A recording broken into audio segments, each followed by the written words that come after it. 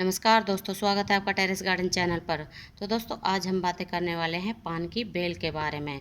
तो पान की बेल को बहुत ही शुभ माना जाता है, क्योंकि इसके पत्तों का इस्तेमाल हर तरह की पूजा में, हवन में किया जाता है। जैसे कि कई बार हम अपने घर में हवन करवाते हैं या फिर हम अपने घर में नवरात्रों की पूजा कर रखते हैं, तो उसमें भी इसके पत्तों का इस्तेमाल किया जाता है। इसलिए इसको बहुत ही शुभ भी माना जाता है। तो दोस्तों, अगर इसके हम सॉइल मीडिया की बात करें तो इस वाइन को हमें बिल्कुल वेल ड्रेन सॉइल में लगाना है। जैसे कि एक हिस्सा गार्डन सॉइल, एक हिस्सा रेत और एक हिस्सा कंपोस्ट या फिर वर्मी कंपोस्ट। और इसके लोकेशन की बात करें तो हमें इस प्लांट को ऐसी जगह रखना है जहां इसके ऊपर सुबह सुबह की 1 से 1.5 घंटे की धूप आए। इस प्लांट के ऊपर, मतलब इस वाइन के ऊपर दोपहर की तेज़ धूप नहीं आनी चाहिए, क्योंकि इसके ऊपर जब ज़्यादा तेज़ धूप आती है तो इसके पत्ते जल जाते हैं और हमारी वाइन ख़राब हो जाती है। या फिर आप इस वाइन को ग्रीन नेट के नीचे भी रख सकते हैं, जहां इसके ऊपर छनकर धूप आए। तो दोस्तों, इस प्लांट के, मतलब इस वाइन के, अगर हम प्रोपोगेशन की बात करें तो इस वाइन को कटिंग से आसानी से लगा सकते हैं। तो इसके पीछे आप देख सकते हैं, इसमें ये यहाँ है ना, पीछे की तरफ इस वाइन में रूट्स निकलते हैं।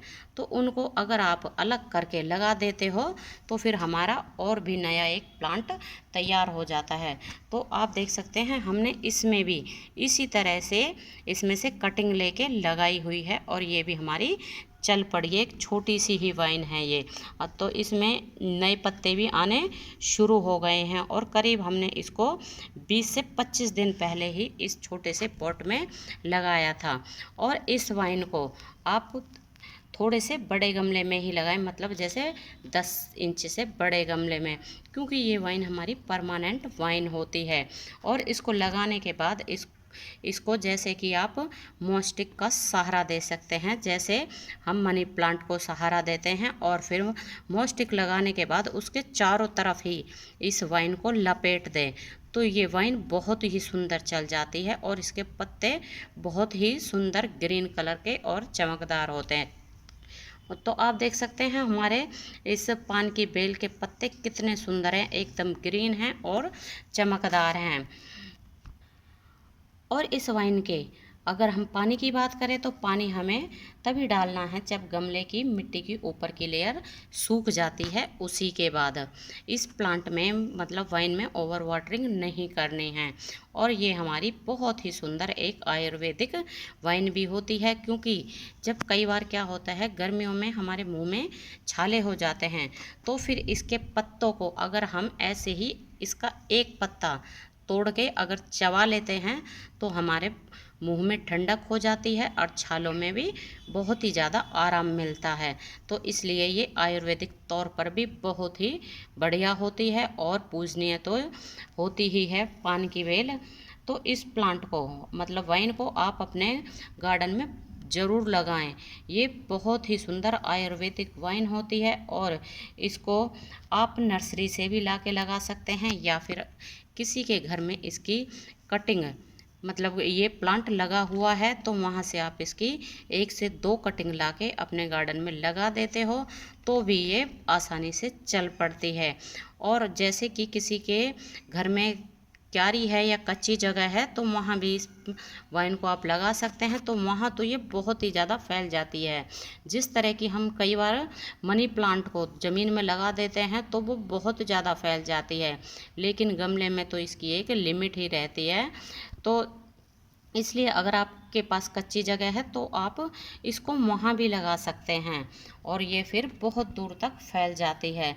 तो दोस्तों, इस प्लांट को, मतलब इस वाइन को हम लगभग 2.5 से 3 महीने पहले नर्सरी से लेके आए थे। और जब नर्सरी से लेके आए थे, सिर्फ इतनी सी ही वाइन थी, मतलब उसमें 3 से 4 ही पत्ते थे जब इसको नर्सरी से लेके आए थे। तो नर्सरी वालों ने ये वाइन हमें 70 रुपये, शायद 60 से 70 रुपये में दी थी और इसमें सिर्फ 3-4 पत्ते ही थे। और अब तक भी ये ना नर्सरी वाले पॉट में ही लगी हुई है।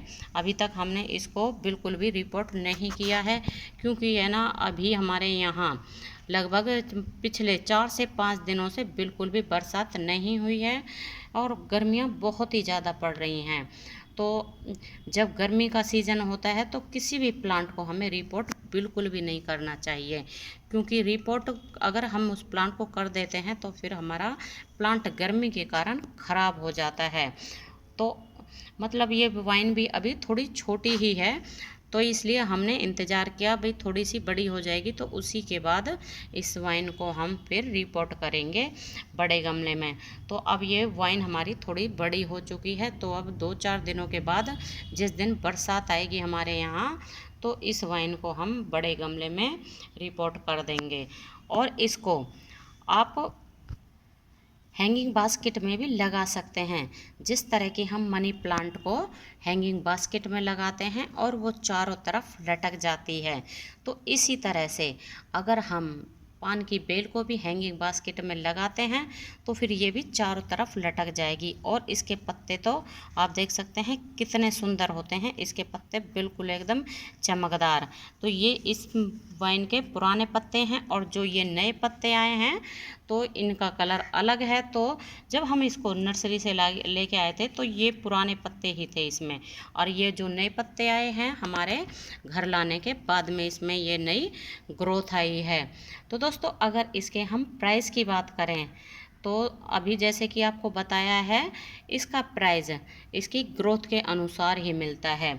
तो जैसे कि हम छोटा प्लांट लेके आए थे तो 60 से 70 रुपये में हमें मिला था। अगर आप पान की बेल को मतलब बड़े साइज़ की लाते हो तो फिर उसका प्राइस थोड़ा सा ज़्यादा हो जाता है। तो दोस्तों अगर अभी तक आपने पान की बेल को अपने गार्डन में नहीं लगाया है तो अभी भी आप इसको लगा सकते हैं। ये बहुत ही शुभ वाइन होती है और हमारे घर में जब भी पूजा होती है तो हमें फिर इसके पत्ते बाहर से लाने नहीं पड़ेंगे।